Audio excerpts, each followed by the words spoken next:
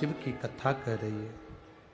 सुंदर more one में, मोर गांव में एक स्त्री को जो रोता हुआ देखा था, बिलखता हुआ देखा था श्री नंदीश्वर ने।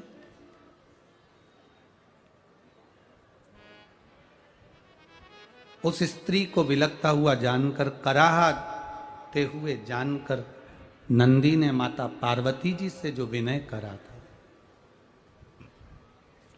पार्वती जी ने नंदी को भेज दिया,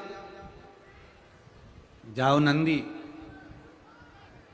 कराह वन में जाकर जरा एक बार वापिस उस स्त्री से मिलो जो कभी तो नदी का रूप ले लेती है, कभी स्त्री का रूप ले लेती है।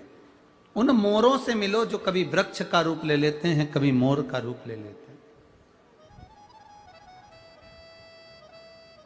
नंदी गए,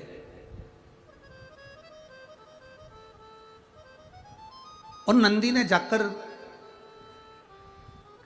उस मोर गांव के अंदर, मोर वन के अंतर्गत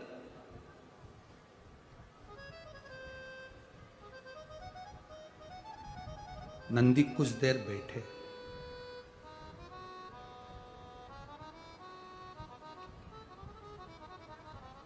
स्त्री आई, वो करा रही थी, रो रही थी। फिर पूछा वापिस, नंदी ने आज वो स्त्री से पूछा, तेरे कराहने का कारण क्या, तेरे रोने का कारण क्या? कहा, यहां एक असुर रहता है जिसका नाम सिंदूरासुर है। वो असुर बड़ा प्रबल है। एक युग पूरा होता है, दूसरे युग में वो दूसरा रूप ले लेता है, तीसरे युग में तीसरा रूप ले लेता है, चौथे युग में चौथा रूप ले लेता है। वो असुर बार बार रूप धारण करता है और बड़ा कष्ट प्रदान करता है।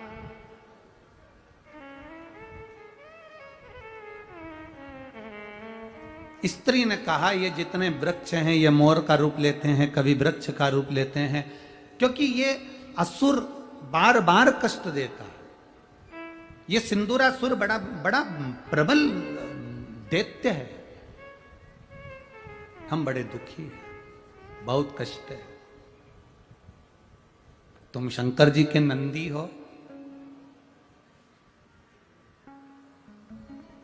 उस कराह नदी ने कहा, उस कराह स्त्री ने, कराह नदी ने कहा, शंकर भगवान का नंदी हो, शंकर भगवान का गण हो, शंकर भगवान का नाम लेने वाला हो, चाहे शंकर भगवान की स्तुति करने वाला हो, चाहे शंकर भगवान के नाम का उच्चारण करने वाला हो, अगर उसका भी दर्शन इस पवित्र भूमि पर हो जाता है तो ना जाने कितने असुरों का संहार तो वैसे ही हो जाता है। वैसे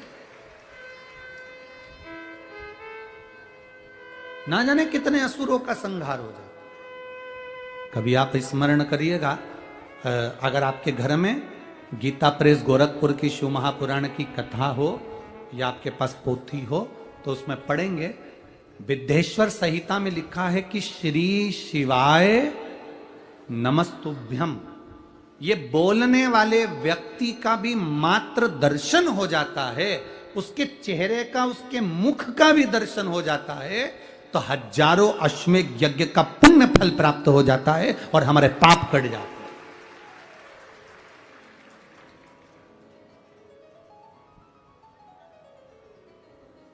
अब लोग हमसे कहते हैं, महाराज जी एक बात बताओ कि इतनी सारी भीड़, इतने सारे भक्त इकट्ठे कैसे हो जाते हैं? हम स्पष्ट कहेंगे, आप लोग यहाँ श्री शिवाय नमस्तुभ्यम बोलते हो, अपने अपने घर को जाते हो, या तुम्हारे यहाँ टीवी चल रही हो, उस टीवी पर जब श्री शिवाय नमस्तुभ्यम बोलने का समय आता है तो टीवी की वॉल्यूम तेज कर देते हो।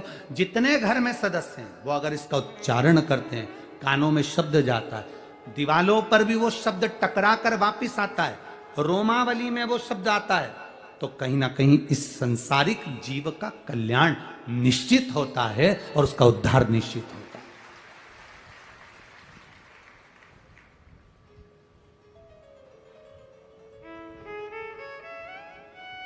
भाई कुछ ना कुछ तो होता है ना। वो कहते हैं ना,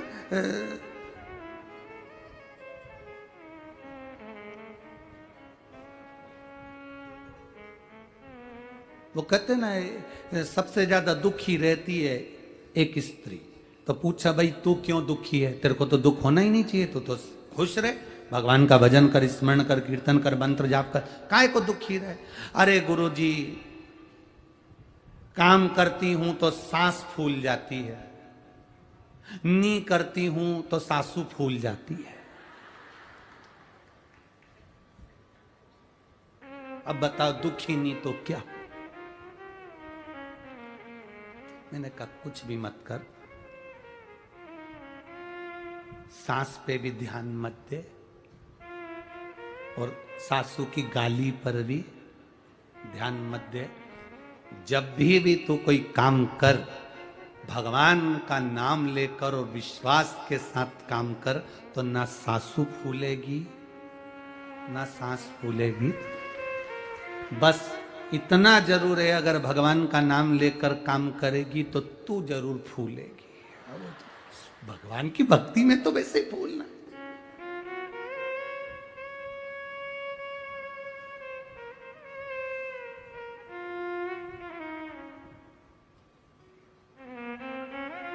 अब कल की बात, हम लोग यहां से जा रहे